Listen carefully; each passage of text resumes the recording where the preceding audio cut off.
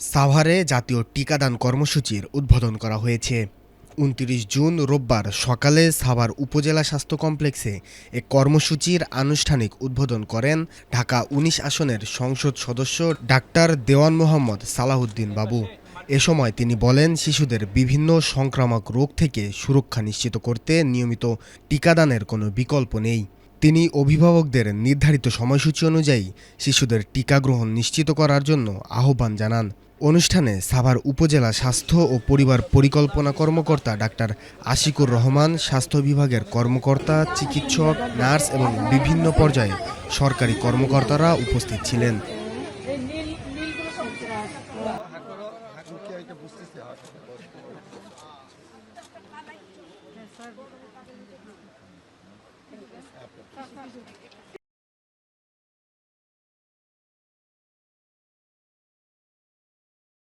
একবারে ওখান থেকে উদ্বোধন করি।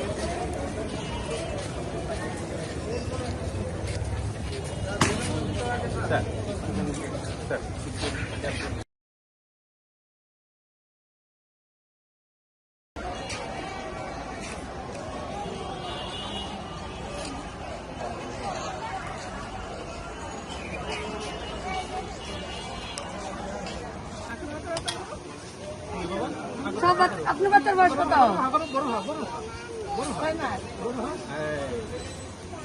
আপনি নিলে কেন?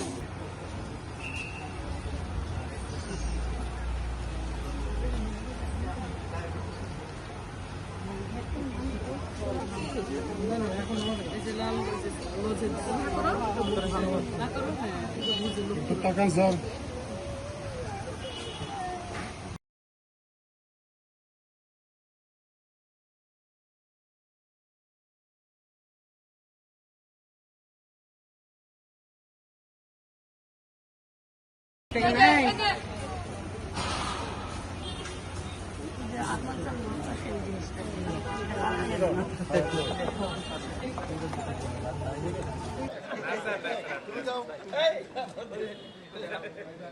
ভাই শফিক